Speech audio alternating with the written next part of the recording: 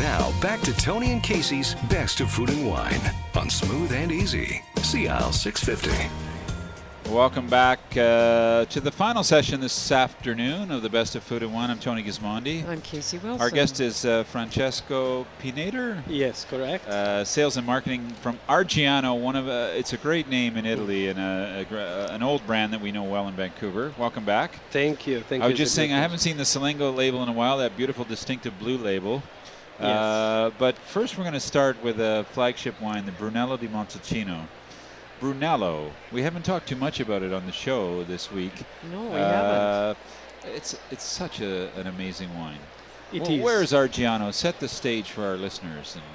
Well, Argiano, it's located. We're in Tuscany. We are actually in the middle of Tuscany, the heart of Tuscany, Montalcino. Sure. And Montalcino is a small medieval town. With a tower. With a tower in the middle. Yeah. Only 5,000 people living in there. Yeah, it's fantastic. But with a lot of wineries around. Yeah. So they're relatively small, but there is more than 200 wineries today. And a special clone of Sangiovese, but it's Sangiovese, but the Brunello clone, I guess, Sangiovese dominates. Grosso. Yeah, Sangiovese Grosso, exactly. So, but it's not a Chianti Classico. Like, how would you describe the difference in Brunello from Chianti Classico?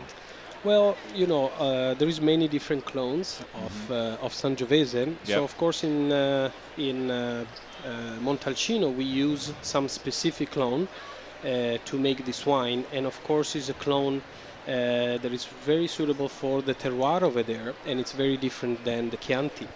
The Chianti is not very far from Montalcino, but it's really, really different in soil and in the microclimates. We're a little higher. We're also closer to the sea. Actually, Argiano, we are on the southwest, so we're really about 40 kilometers from the sea. So and you get that effect. Yes, we benefit a lot from this microclimate. Okay, I've just had a sip of this wine. It's so elegant. It's so delicious. I don't know. It must be easy to work there in some ways. I have to say so, yes.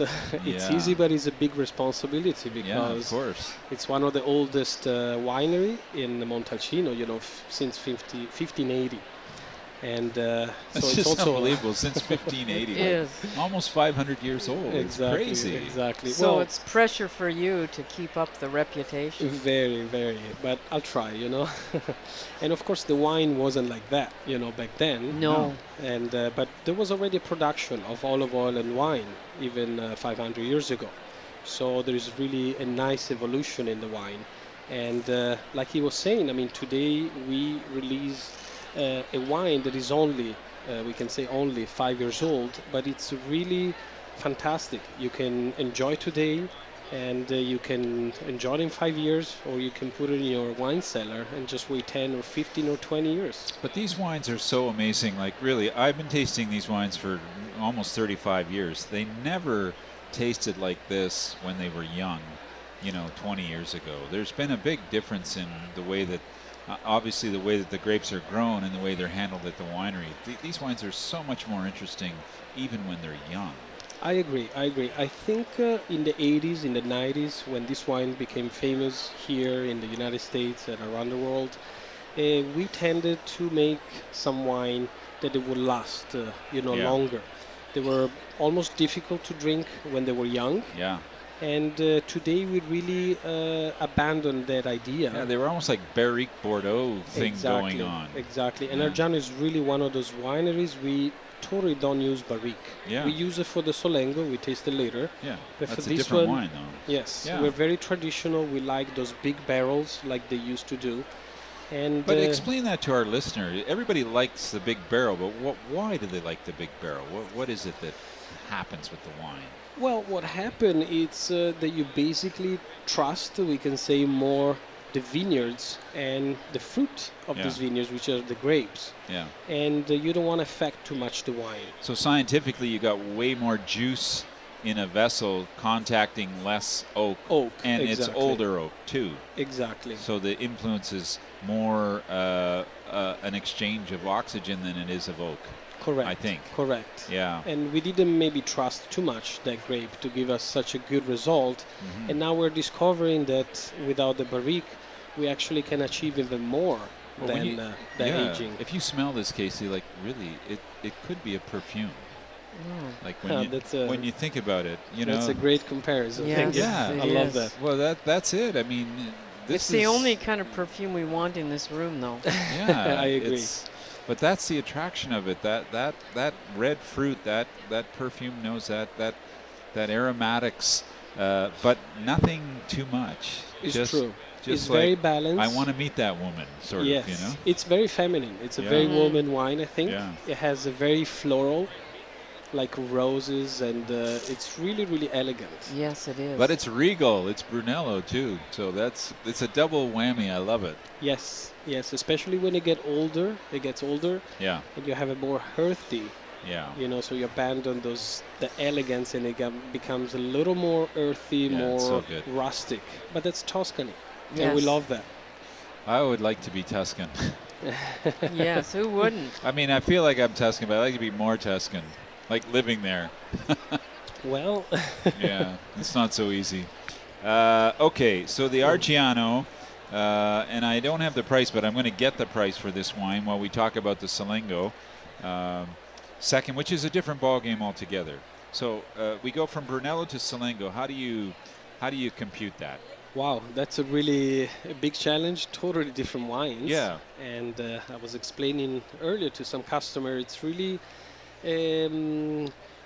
when we talk about the Brunello, it's a very traditional type of wine. Okay. While the Solengo, it's a very modern type Yeah. of wine. Of course, it was born also, it's very young. We're talking in the 90s. And actually, we can give an homage to the winemaker, which is Giacomo Takis, that left, just a few weeks ago. He passed away a few weeks ago. That's right. And he's the winemaker, of the Sassicaia, of the Tignanello, many other wines. And he decided to plant some grapes that were it was a very big revolution Yeah. in Montalcino in the 90s to plant some Cabernet, some Merlot, and some Petit Verdot back then. Part of that And- super Tuscan wave of. Yes, that was Yeah. the Super Tuscan waves. That's Yeah. why it got so famous.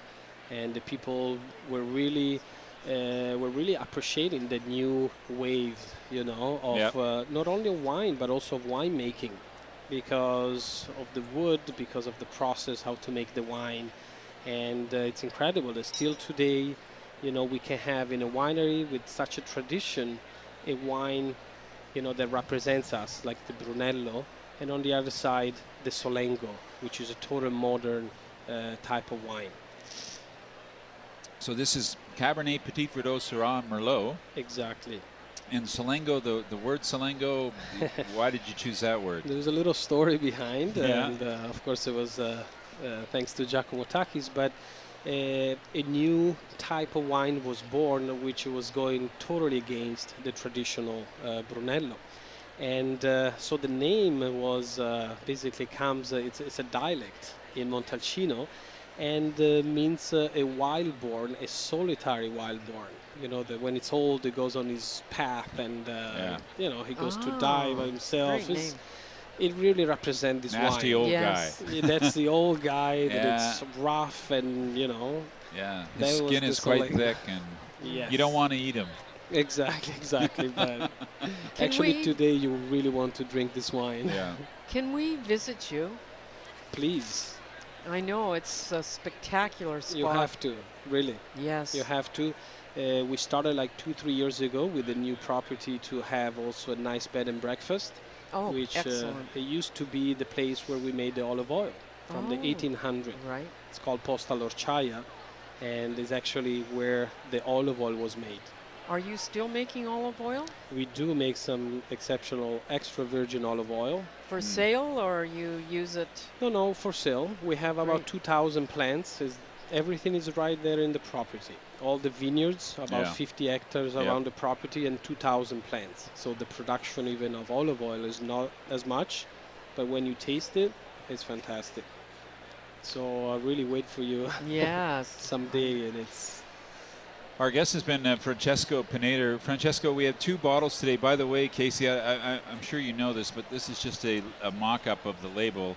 Of course, the classic label is Yeah, black, it's beautiful Argiano. label. It's one of the most distinctive labels in Brunello. So beautiful. And then, of course, the Salengo is blue. So Yes. it's a nice mix. The Argiano Brunello di Montalcino, the 2011, is available in British Columbia. It's $59 a bottle. And, you know, it sounds like a fair bit of money, but as I say, it's about, you know, a tenth of the price of an average bottle of Bordeaux, and it's way better. So, you know, you can get a whole Thank you case for for the that. same price. Anyway, the Argiano will live forever. It'll live as long as you live, so you can actually put it down and enjoy it.